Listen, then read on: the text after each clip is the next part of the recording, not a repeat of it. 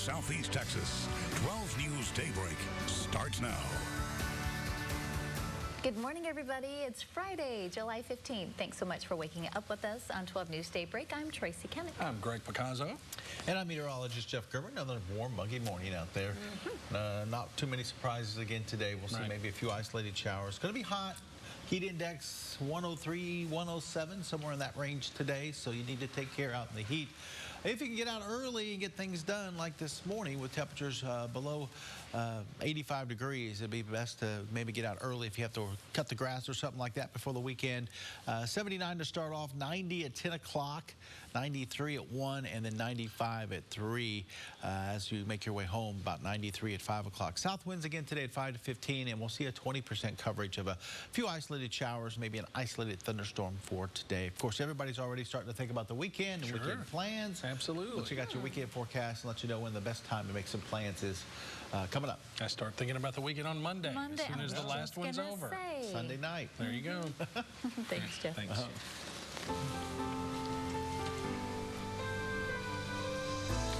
At least 84 people now confirmed dead this morning after a truck loaded with weapons plowed through a crowd celebrating Bastille Day in France. It happened on the promenade in the city of Nice on the famed French Riviera. A state of emergency still in effect this morning after crowds of people ran for cover when the celebratory night turned into a moment of terror. Cell phone video showing the panicked people running through the streets. One witness says the truck hopped the curb and then zigzagged at a high rate of speed on the crowded promenade, and reports of shots fired as well. One American tourist who witnessed the horrible scene says she and her fiancé started to run for cover when they realized something was wrong. We just booked it. I grabbed my fiancé and we started running. You know, we're not locals, so we really didn't know where we were going, if we were going towards something. I mean, it seemed like everyone was running. You know, we were running away from something, but, you know, we were just turning down alleys and kind of looking for somewhere that might be safe. French officials now confirm the truck driver was firing a gun into the crowd. He was shot and killed by police. French President Francois Hollande calling the horror that unfolded on Thursday night an act of terror. President Obama condemning what he says as well appears to be a horrific terrorist attack in Nice. Mr. Obama says our thoughts and prayers are with the families and other loved ones of those killed. Noting that the attack occurred on Bastille Day, Mr. Obama praising the extraordinary resilience and democratic values that have made France an inspiration to the entire world. The president also offering French officials, quote, any assistance that they may need to investigate this attack and bring those responsible to justice. Meanwhile, Senator Ted Cruz is also responding to the deadly attack in France. Along with sympathy, the Texas senator is calling for action, saying, quote, let us make no mistake about it. Europe is under siege. We must redouble our attacks on the ISIS strongholds in Iraq and Syria. Senator Cruz says we have to remove the blinders and recognize this for what it is, radical terrorism, and that willful blindness is not a policy.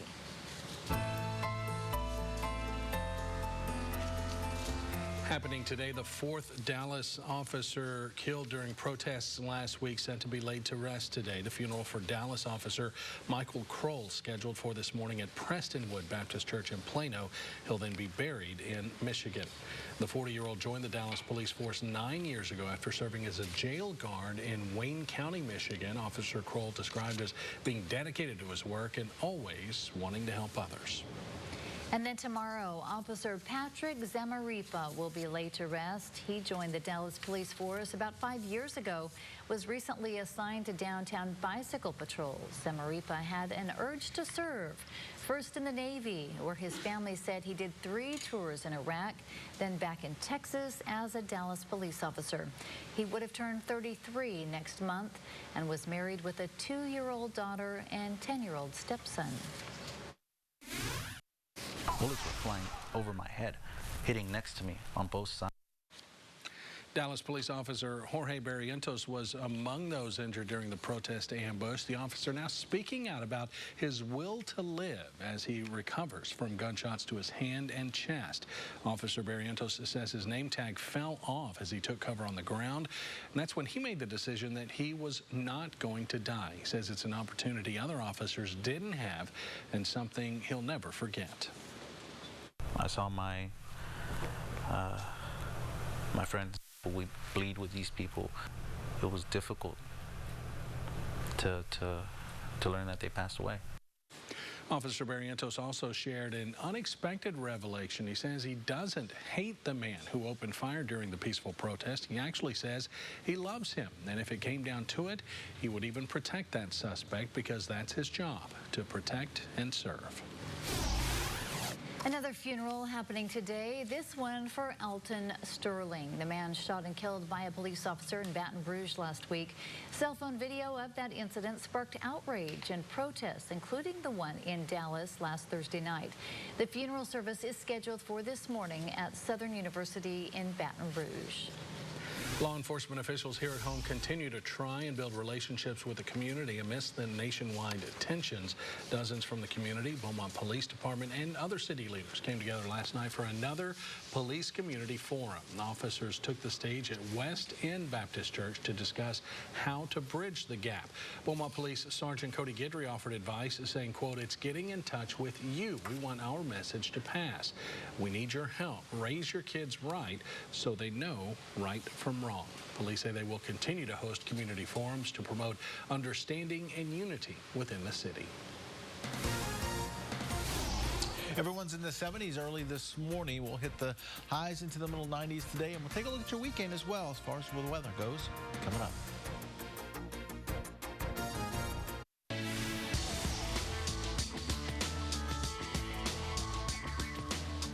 Quiet conditions again this morning. Medical Center, Southeast Texas Skycam Network from the Burge Casino Resort over in Lake Charles, showing things pretty quiet there in the lake area towards Lake Charles. This morning, look for temperatures starting off in the upper 70s. We'll be into the middle 80s by about 9 o'clock. Just partly cloudy, muggy out there for this morning. Some sunshine mixed with a cloud or two. Current temperatures put everyone in the 70s. We dropped to 75 in Kirbyville, up in Jasper. Good morning there. It's 74 degrees right now. 76 in Woodville and Silsbee. 79 in Beaumont. We're one of the warmer spots on the map. Orange and Port Arthur sitting at 77 degrees for this morning. As we check out what's going on across the state, a couple of thunderstorms rumbling across parts of Oklahoma overnight into this morning. Still working their way off towards the east, southeast. They're going to stay well to our north. We don't have to worry about those today. Been looking at some scattered activity out in the Gulf of Mexico. None of that I don't think we'll have to worry about as well. But we could see maybe a few isolated showers, maybe even an isolated thunderstorm pop up as we head into this afternoon. So we'll go with about a 20% coverage. FUTURECAST really not showing much at all through the afternoon. One thing FUTURECAST is trying to show, though, is a cluster of some rain and thunderstorms moving in from the east late tonight. Could see that happen. We've been seeing some showers and thunderstorms moving from north to south the last couple of nights into the early morning hours. Whether they make it all the way over here in the southeast Texas, I doubt it. But something maybe to be watching out for later on this evening. Definitely Eric Brill will be working for Patrick tonight and keeping an eye on the radar for sure. For today, we'll go with highs into the middle 90s. South winds at 5 to 15. Possibility of a few showers, but coverage should only be about 20%. And then tonight, back down into the middle to upper 70s, right near 80 degrees in Orange with southwesterly winds at 5 to 12. Now, here's your 7-day forecast, and we'll take a look at the weekend. I put the yellow alerts in here because each day over the weekend, we'll see a little bit higher risk of some showers out there. About a 40% coverage, looks like Saturday afternoon, and then on Sunday, same type of deal, about a 30% coverage of some scattered rain. I think morning hours will be good. I think evening hours is going to be good. Will be good for outdoor plans. It's just going to be those afternoon hours, say from about 11:30 to 5:30. You'll be having the risk there of some showers, and then as we get into next week, a little bit more of the same that we saw this week. Highs into the middle 90s, and we'll just go within our 20% chance of a few isolated showers popping up during the heat of the day. We'll continue to see those south to southeasterly winds between about 5 and 15. And that's fine because you don't want to be out in the heat of the day anyway. No, not outside. Not when the heat index is 103 to about 107. But you know what? We had a water slide the other day, which was really cool and really cold. The water coming through the water hose, and the kids loved that it was so hot because they were getting cold. Anytime it got overcast, they were cold. So sometimes it's good to have that heat. I got hot water coming out of my water hose. There's water in the backyard. It's hot. Only for the first part, though, right? It cools off? No. Really? Maybe you got your plumbing hooked up wrong. Call the plumber. Hot. All right, we'll still think of it. Have you ever thought of live streaming your surgery? Why, one Central Texas cosmetic surgeon says his patients are actually okay with it. And up next, a semi-truck collides with a train in Tennessee, leading to a large metal pileup. How those involved in the accident are doing this morning. It's now 5:14. Stay with us. 3 people are now recovering after a semi-truck collided with a train at an intersection in Chattanooga. The crash caused significant damage to a large container truck, 10 rail cars, and even ripped railroad tracks from the ground. Luckily, the truck driver, the train conductor, and the train engineer all survived with just minor injuries. The Orlando nightclub that was the scene of the worst mass shooting in U.S. history is now a crime scene once again. Police say someone broke into the business just hours after the Florida Department of Law Enforcement gave control of Pulse back to its owners.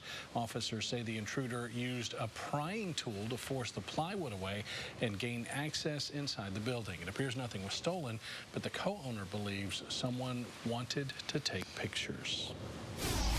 Most of us like to keep some of the things in our lives personal, but in this day and age, the question becomes what's off limits and what is too much. Social media. Sometimes it's too much. Way too much. You see a lot on there. You go, yeah. I mean, there's a lot you can make private and personal, but sometimes we share too much still. And here's something to think about. Would you be willing to have your surgery, more specifically your cosmetic surgery procedures, broadcast live on social media? Would you do it? I don't think so. If it was complete, absolute anonymity and nobody knew who you were, that might. Maybe, but Probably I'm pretty not. private, yeah. A Central Texas plastic surgeon says he's doing it, and as Karen Grace explains, some patients are actually requesting it. What's up, Facebook fans? People share a lot of their personal life on social media, but their breast implant surgeries? I replayed it probably about 10 times. 23-year-old Megan Odom is talking about watching her own surgery over and over again. When she came to Dr. Thomas Genevieve for her implants, she wanted her surgery to be broadcasted on Snapchat. And I was able to view the procedure, which was awesome. So I saw everything they did to me, and it was a lot of fun. And it just showed him doing the incisions, him sewing me up, putting the implants in, and everything. She had already watched countless surgeries on his Snapchat and Facebook feed and wasn't shy about showing her own, especially since she knew her face would be covered the whole time. And I have him on Snapchat. I've seen him do surgeries before, and it's just so cool to watch. Dr. Genevieve says it has become so popular to be filmed, patients actually come in and say, hey, can you Snapchat my surgery so that I can go home and watch it at the end of the day? But she's getting a mini mommy makeover, which means... Genevieve started broadcasting 8 months ago and says it's been a hit. He says it breaks down the fear people may have about going under the knife for cosmetic procedures. It takes the sting out of, oh man, the plastic surgery must hurt, it must be dangerous, it must be this. But he says patients sign 3 consent releases before they're filmed and before any anesthesia. Today we had a Snapchat. It's already been served to 25,000 people, probably about 2,000 people watching. We had about 60 comments. I thought it was going to be really scary, but seeing it made me realize it's really not that bad. And I hope that people see it and realize that it's not as scary as it may seem. Well, it can help people. I Your guess. face is covered the whole time. So she did it because her face was covered, and then she Told everybody that tells was her. everybody it was her. What in the world? Go look up my surgery. I don't know. I mean, if she's okay with it, I guess it's fine. I just, I'm like you. I think I'm too private for something like that. Yeah. To each his own. To each his own. That's what I was trying to say. Still to come, it's a wedding ceremony one North Carolina couple will never forget why their I-dos were filled with thrills and excitement. But first, a different type of learning technique. What some teachers in Denmark are using to help kids learn in the classroom. It's now 5:21. You're watching 12 News Daybreak. While computers and tablets help children learn here in the U.S., those in Denmark are taking a different approach. Some Danish kindergarten students are gaining their knowledge with the use of robots. In one town, 4 robots have taken over the classroom to help keep class fun and entertaining while also allowing improving students' learning abilities. Well, there are, of course, many ways to tie the knot, but one North Carolina couple decided to be the first to do it on America's tallest roller coaster. James Music and Courtney Bryant said, "I do," while on the Fury 325 roller coaster at Carowinds. The record-breaking coaster stands 325 feet tall with an 81-degree drop, and it reaches speeds of 95 miles per hour.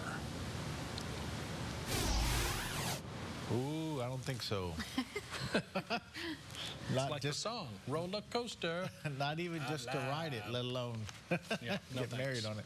Let's take a look at the marine forecast for today. We're looking at temperatures in the Gulf of Mexico, about 88 degrees for the water. South winds today along the coast at 5 to 10 knots. Seas only around a foot, so not too bad for boating for this afternoon. High tide at about lunchtime, right around 12:01, and that'll be the last high tide for the day. Let's check out some weather watcher numbers. And a couple weather watchers reporting in early. Over in China, Jerry reporting 79. Up in Mauriceville, saying 78. And we're at 79 here at 12 News. We appreciate those weather watcher reports. Yes, we absolutely do. Well, not only are people playing Pokemon Go this week, but now one group is trying to get pets involved as well. When's it going to end? I'm already over it. Pokemon down. Every day a new story. Well, of course, the pets don't have their own cell phones or tracking devices. But Lance Edwards here to tell us how they can get in the game. Hopefully, they can help people be more aware because when they're playing, just walk right out. There's a car right there. Exactly. Don't keep walking. You run into the back of a dog. So no, an animal shelter in Muncie, Indiana, put out a flyer saying, "Hey, while you're playing Pokemon Go, why don't you come down to the animal shelter, sign up, and walk one of our pets here in the shelter?" I like that. Just go ahead and partner up, buddy up with one of our animals. If you're going to be walking around 4 or 5 miles looking for creatures. A lot of people are using the excuse, well, hey, it's getting me out of the house and getting me walking, getting me exercise. Take a dog. They said, why not come down to the shelter? Now that I like. Well, guess what? It said Pokemon in it, had animals in it, 25,000 shares for that one animal shelter. So, hey, think about it. Somewhere around here, you might want to kind of include those pets and all the different animal shelters we have here. And they got a lot of people coming in to walk the dogs, looking for the Pokemon? They actually have people coming in trying to look for the Pokemon. Just finding an excuse to say Pokemon. Well, I thought, isn't that what you're supposed to hunt? The Pokemon? Yeah, the Pokemon. Supposed to run from the boogeyman. They had like some kind of Run from the boogeyman. Think about like they had some kind of scratch and sniff. Like, here you go, dog. Help us find the Pokemon. Yeah, the dog can help find the Pokemon too. That'd be awesome. Maybe so. But you know, you can always go to your animal shelter, whether or not you're playing the Pokemon game, and walk a dog. We now have like it. Or adopt one. Or adopt Or just go adopt one. Yeah. And somebody was saying that this Pokemon game has gotten more people exercising than Michelle Obama's initiative from the beginning to get fit. That's a good thing. Because people are walking everywhere, logging thousands of miles every day. Who knows? Maybe she created the game. No, she doesn't know about Pokemon. Okay. Maybe she does. Her daughters probably know about it.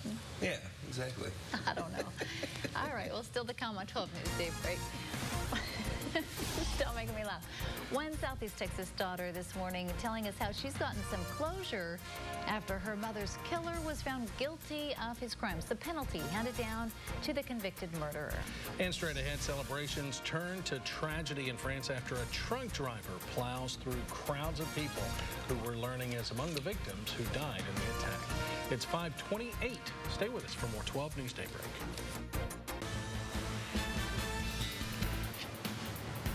This morning. morning, the death toll is rising in what appears to be an horrific terrorist attack in France.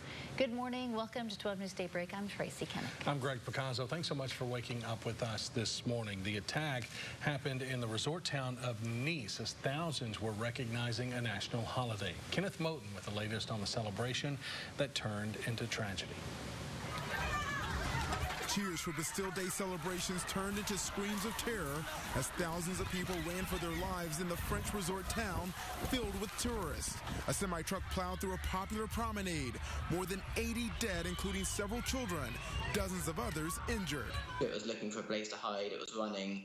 The truck left a trail of bodies for over a mile. Witnesses say the driver, who was armed with a gun, was shooting out of the window. Sam Jones from the UK saw it all. This giant white van came bolting down this road and was just taking out people left, right and center. The truck driver was killed after an exchange of gunfire with police. His vehicle was loaded with grenades and other weapons. L'horreur de nouveau vient de s'abattre sur la France. French President Francois Hollande addressed his nation, saying the tragedy has all the elements of a terrorist attack. We have to do everything in our power to fight this terrorist plague, he said. In November, 130 people were killed when ISIS suicide bombers and gunmen attacked in Paris. The country was just days away from lifting its state of emergency. Now it's been extended 3 more months in this nation on edge. ABC News has confirmed at least 2 Americans were killed, a father and his 11-year-old son from Lakeway, Texas, near Austin. President Obama, who released a statement condemning the attack, has been briefed by his national security team. Kenneth Moten, ABC News, Washington. The attack on France is having an impact on the race for the White House. Overnight, Donald Trump tweeted he is postponing his planned news conference this morning in light of the tragedy in Nice. Trump was scheduled to formally introduce his VP selection at the Manhattan event, but sources close to the campaign say Indiana Governor Mike Pence will be Trump's ultimate selection. Pence, who's been viewed as a front-runner for the number 2 spot for weeks now, flew to the New York area Thursday ahead of the scheduled joint appearance with Trump. Pence was a congressman for more than a decade before being elected governor of Indiana in 2012. Supporters in the Trump camp believe Pence provides governing experience, knowledge of Capitol Hill, and conservative credentials to Trump's ticket. There is no word this morning when Trump will reschedule that announcement. As for Hillary Clinton, she responded to the attack in France, saying Americans stand in strong solidarity with the people of France, adding, "We will not be intimidated." The Democratic presidential candidate says the U.S. and France will never let terrorists undermine democratic values. She says the cowardly attack only strengthens our commitment to our alliance and to defeating terrorism around the world. New this morning, police in Baltimore say a man who fired at officers with an assault rifle is dead after officers returned fire. It happened around 9:30 last night when 4 plainclothes officers heard gunfire. When officers arrived at a nearby apartment complex, they saw the suspect firing the weapon, who then started firing at officers. Police returned fire and hit the suspect. He was taken to a local hospital where he was pronounced dead. 2 officers who fired their weapons are now on administrative leave. Police are looking into why that person was shooting. 4 years after the murder of her mother, Janae Anderson says she's finally experiencing closure and justice. Thursday afternoon, Cleaver Tyler was found guilty of murder and sentenced after shooting and killing Shayla Valian on College Street back in June of 2012. After a mistrial 3 years ago, the victim's daughter says she thanks prosecutors and jurors for bringing her mother's killer to justice. It could have happened another way, but it didn't. Everything went just the way we wanted it to go today, so I just thank God for how today turned out to be. Cleaver Tyler was sentenced to life in prison and has to pay a $10,000 fine. His lawyer has filed an appeal. Developing this morning, Jefferson County Sheriff's deputies are searching for 2 people accused of stealing the identity of a 91-year-old Nederland woman. Deputies say Jason Loop and Tiffany Boudreau used the woman's information more than 40 times to make thousands of dollars worth of purchases. The victim says she realized something was wrong when she started to get letters in the mail from different credit card companies. Deputy Marcus McClellan believes the suspects stole the victim's information from her mailbox. It's very easy for people to grab your personal information nowadays with everything being electronic. And then you can also, some people get it electronically, and then some people just do it the old-fashioned way. Go up to your mailbox and grab your letters out and get it that way. And the suspects may live in the Mid-County area, so if you recognize either of them, you're asked to call Crime Stoppers at 833-TIPS. A man in Evadale is recovering this morning following an accident where a can of diesel exploded, leaving him with some severe burns. It happened off County Road 886 around 4:30 yesterday. Fire Chief Steve Connors says the man was pulling a diesel can next to a burn barrel when it exploded. The man received second and third-degree burns to 60% of his body. He was taken to Galveston Hospital, but his condition is not known at this time. A woman is on the road to recovery after her car's radiator spewed hot water in her face. It happened Thursday morning at the Fast Break convenience store on South Main Street in Vidor. Emergency crews say the woman was removing the radiator cap and in doing so released the pressure from the hot radiator. She was transported to a local hospital with burns. Once again, some 70s out there this morning. We'll see highs not only today but through the weekend in the 90s with a chance of rain. We'll have your forecast coming up.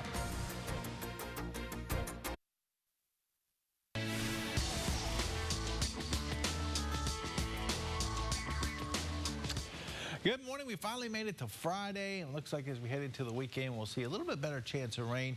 Today, we'll keep rain chances pretty low, about 20%. So outdoor activities will be fine. Just going to have to deal with the heat. So make sure you slow down, take some water in from time to time, get in the shade of the AC. Starting off this morning, if you do have to get some outdoor plans in, want to beat the heat, try to do it before about 9 o'clock. We'll be at 79 at 7 a.m., 86 at 9 o'clock, and then by late in the morning, we'll see temperatures already into the lower 90s. It's going to be getting hot at about 11 o'clock. Current temperatures into the 70s. Everybody's into the 70s. 75 in Silsbee. Over there in Kirbyville, good morning to you. You're at 75. Woodville's at 77. Jasper's down to 74 for this morning. 78 here in Beaumont, 77 in Port Arthur, and Orange currently at about 77 degrees for this morning. Take a look over at Orange and looking along I-10. Things starting to get a little busy, it looks like, over towards the Orange area. Medical Center, Southeast Texas, SkyCam Network from the Horseman's Western Store over there right along I-10. Currently 79 degrees in Orange, humidity at 88%, and winds are light out of the north between about 2 and 3 miles per hour. Satellite radar, some thunderstorms moving through Oklahoma this morning. Looks like those are starting to quiet down a little bit. They'll stay well to our north today. Some scattered activity out in the Gulf of Mexico that we're not too worried about. Pretty quiet across southeast Texas right now, and we're not expecting to see too much in the way of rain today. Only about a 20% coverage, and maybe a few random showers during the middle to late part of the afternoon. So I wouldn't worry too much about the rain gear today. Something interesting on FUTURECAST is showing a little bit of a cluster of some showers and thunderstorms trying to work in from the east later on this evening. I don't know if that's going to pan out, but something maybe to watch for later on in the day, or at least for later on this evening. As we look at today's forecast, we'll see highs today back up there around 94 to about 96. South winds at 5 to 15. Possibility of a few showers during the middle part of the afternoon, and then for tonight back into the middle 70s through the lakes. Will be upper 70s right around 80 degrees here in the triangle with southwesterly winds overnight about 5 to 12. 7-day forecast puts a better chance of rain for Saturday, about 40%, and that'll be the best chance of rain over the next 7 days. Afternoon to early evening showers and thunderstorms possible on Saturday, so I don't think it's going to be a washout, but do expect to see maybe a little bit better coverage in rain on Saturday and even Sunday, about a 30% coverage there. So weekend not a washout by any stretch of the imagination, but won't be completely dry. Monday, Tuesday, Wednesday, and Thursday, we go back to what we saw this week. Highs in the middle 90s and a slight chance for a shower or thunderstorm each afternoon. So everything you liked this week will return next week. Hot, or humid, didn't like. Yeah. Possibly a shower. Exactly. Like I said, routine. Saturday, tomorrow looks to maybe be a little wet during the afternoon. We'll have to see how it pans out, but yeah, get a little bit of rain on the lawn. I wouldn't complain, yeah, absolutely. Well, some people like J.D. Benton, they don't complain either. They get outdoors no matter if it's hot or cold or wet. A real outdoorsman. A real outdoorsman. He is a real outdoorsman. And right now it's time for our weekly outdoors report with J.D. This week, J.D. heads south to fish at the lakes near Sabine and shares his saltwater catch. I just had to come fishing today. I came down and fished some of the lakes next to Sabine and had a great time. As you can see, what I caught early, my second cast, probably about a 40-pound drum. How about that? That was my second cast. I'm down here at some of the lakes below Port Arthur. This drum has got to weigh at least 40 pounds. You can see the size of my net compared to the fish. I couldn't even get her in the net. I'm going to lay her up here on the deck and try and show you how big she really is. Look at the size of this drum. This drum is gigantic. I can't even hold her. Gonna let her go. Unbelievable fish. Second cast.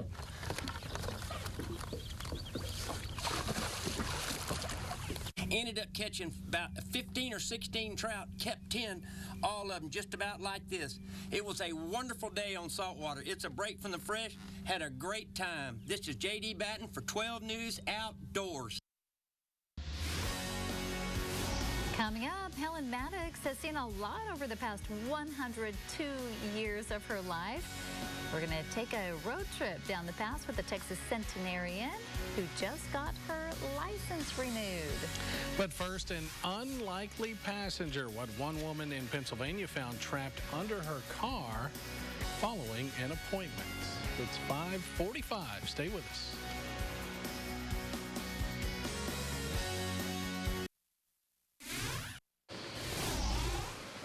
Well, a woman in Pennsylvania found a stowaway in the chassis of her car, an 8-foot-long boa constrictor. After an appointment, she says she found the slithering reptile under her vehicle, and some bystanders then jumped in to help. Would you do that? No. They call somebody. I'll call somebody for her. Right. Well, the boa was finally rescued, taken to be treated by some snake experts, and it is expected to be okay. And I guess nobody was bitten by it. Well, they look like snake experts. He's got the gloves on, but still, no. I don't know. They said they were just bystanders. That's crazy. Ugh. Watch it when it falls. Or not. It's a special celebration for two people in Iowa, one turning 100 years old, the other turning 102. Sam Brunk is the new centenarian, while Eileen McCormick is celebrating being 102 years young. Great she looks. Wow. Both were surprised by their doctors after coming out of their checkups. They both say staying active and living your life with someone you love is what's helped them live a long life. That's amazing. Awesome. Look at them. Well, North Texas woman just a few days shy of her 102nd birthday is street legal again this morning. Hard to believe, but Helen Maddox just renewed her driver's license this week. She's still driving. 102. Wow. And while that might make you wince a little bit, it also should make you smile. Jim Douglas shows why. Admit it, it's a little unsettling when the DMV doors swing open and this happens. I got my papers for 2 more years. 102-year-old Helen Maddox was afraid she might flunk a test to keep her driver's license. Passed with flying colors. That's us. You can't get better than that, can you? Actually, you can. Take a road trip with Helen Maddox. No, she's not driving. And leave the radio off. You won't need it. My dad got the car, and we all got in it, and we had a great time. 1914. She was born July 28th, 1914, the day World War I started. 1916. Yeah. 100 years ago. There you are. Do you remember the first car that you drove?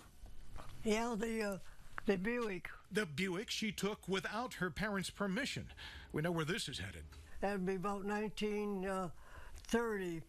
I had the car, and I said to the girls, let's go for a ride over to Ann Arbor, that's where the boys were. Your first driver's license will do that to you. A few years later, she and her sister split the price of a Chevy. And in 37, we drove to Key West, Florida. We know about the story about that with Ernest Hemingway. All Helen knew was there was a guy in a pub with a boat and an offer. And that was Ernest Hemingway.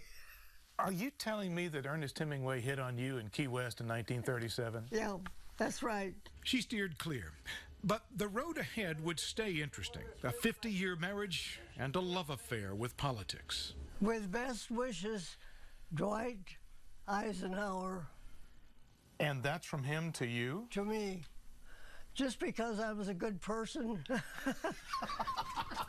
A good Republican, Helen's walls groan with photos and well wishes from GOP stars. Helen having tea with Nancy Reagan. Helen with Charlton Heston, trading personal mail with President George W. Bush. We send birthday cards back and forth. Proud of it all, but just as proud of this. I just want to be able to have my driver's license. I don't want to give it up. Why is that important, Helen? Well, I guess because I feel like I'm losing myself if I don't have a driver's license. She drives very little. Friends like former Republican State Rep Barbara Nash are always nearby. And I just don't want her driving, but I know she I don't want to drive with the crazy people that's out. Nope, wouldn't want that. But she does have another 2 years on her license. Wow, the things she can remember. Oh, yeah, and very impressive. She's still got it all there. Yeah, I had a grandmother that lived to be over 100, and she didn't drive that long, but she drove well into her later years, and she was a bit of a speed demon. She was she was hilarious. Oh, yeah. Yeah, and I guess just being able to have that, knowing that you can do it, whether or not you want to, with the crazy drivers out there. Well, next on Daybreak, if you're a meat eater, we may have some bad news for you this morning. Why experts say it may be good for you to cut back on how much meat you eat from day to day. It's 5:53. Stay with us.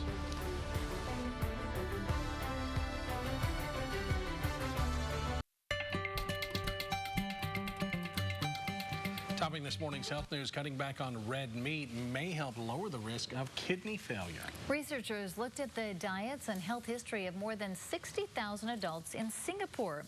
Those who ate the most beef and pork had a 40% higher risk of developing end-stage kidney disease compared with those who ate the least. But substituting just one serving of red meat a day with another protein source significantly lowered that risk. A new study links soda and other sugary beverages to an increased risk of gallbladder cancer. Swedish researchers followed 70,000 adults for more than 13 years. A few developed cancer of the gallbladder or bile ducts, but those who drank at least 2 sodas or juice drinks a day were more than twice as likely to be diagnosed than those who avoided these drinks. While more studies are needed, experts say this does not prove sodas cause cancer. Finding love can be difficult, but maybe even more intimidating for those with a chronic disease like diabetes. A new survey of 500 diabetics by AccuCheck finds 42% feel they are less dateable because of their condition. In fact, 41% believe it's a bad idea to reveal their illness on a first date. And 2/3 of men, nearly half of women, say diabetes has had a negative effect on their love life. Still ahead on 12 News Daybreak, Southeast Texans meeting with local law enforcement to help bridge the gap of tensions as they're high around the nation. How Beaumont police are responding to the community. Plus, new developments from overnight after a truck plows through a crowd in France. The latest death toll and who's among the victims killed that has ties to the Lone Star State. It's 5:57.